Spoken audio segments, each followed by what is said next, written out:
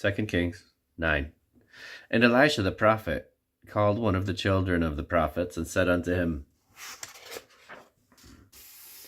Gird up thy loins, and take this box of oil in thine hand, and go to Ramoth Gilead. And when thou comest thither, look out there Jehu, the son of Jehoshaphat, the son of Nimshi, and go in, and make him arise from among his brethren, and carry him to an inner chamber. Then take the box of oil, and pour it on his head, and say, Thus saith the Lord, I have anointed thee king over Israel. Then open the door, and flee, and tarry not. So the young man, even the young man the prophet, went to Ramoth Gilead.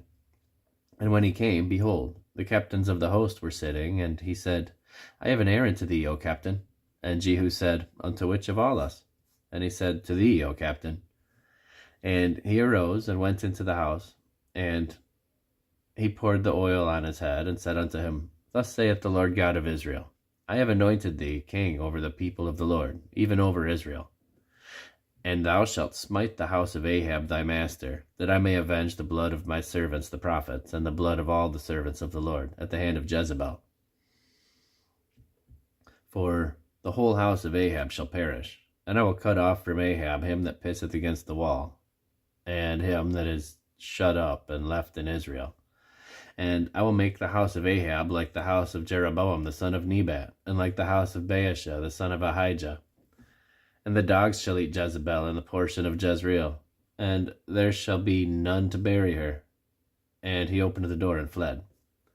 Then Jehu came forth to the servants of his lord, and said, And one said unto him, Is all well? Wherefore came this mad fellow to thee? And he said unto them, You know the man and his communication. And they said, It is false. Tell us now. And he said, Thus and thus spake he to me, saying, Thus saith the Lord, I have anointed thee king over Israel. Then they hasted, and took every man his garment, and put it under him on the top of the stairs, and blew their trumpets, saying, Jehu is king.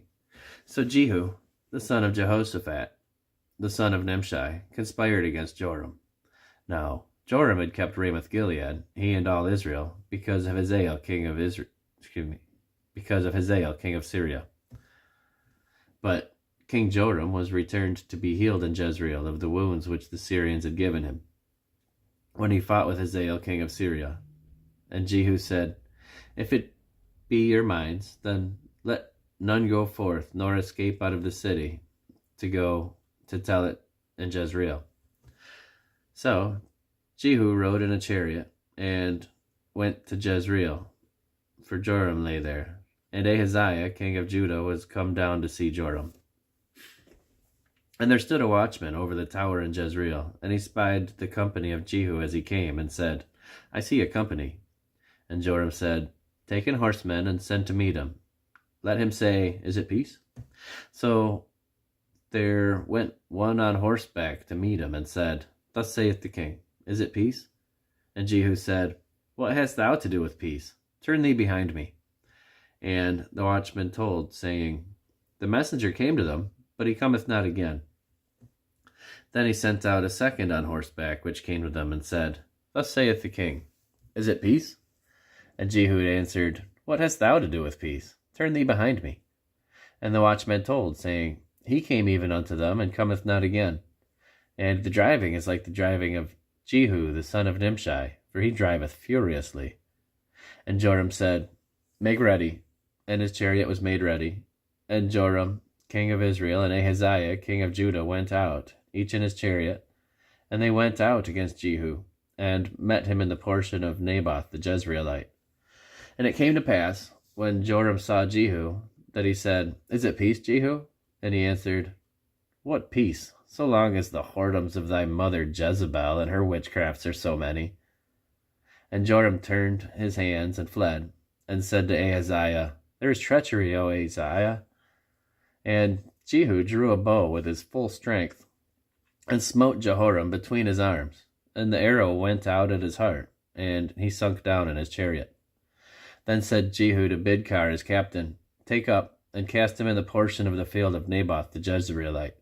For remember how that when I and thou rode together after Ahab his father, the Lord laid this burden upon him. Surely I have seen yesterday the blood of Naboth, and the blood of his sons, saith the Lord. And I will requite thee in this plat, saith the Lord. Now therefore, take and cast him into the plat of ground, according to the word of the Lord. But when Ahaziah, the king of Judah, saw this, he fled by the way of the garden house. And Jehu followed after him, and said, Smite him also in the chariot. And they did so at the going up of Gur, which is by Ibalim. And he fled to Megiddo, and died there. And his servants carried him in a chariot to Jerusalem, and buried him in his sepulchre, with his fathers in the city of David. And in the 11th year of Joram, the son of Ahab, began Ahaziah to reign over Judah.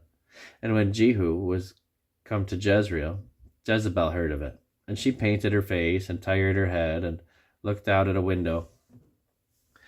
And as Jehu entered in at the gate, she said, Had Zimri peace, who slew his master? And he lifted up his face to the window, and said, Who is on my side? Who?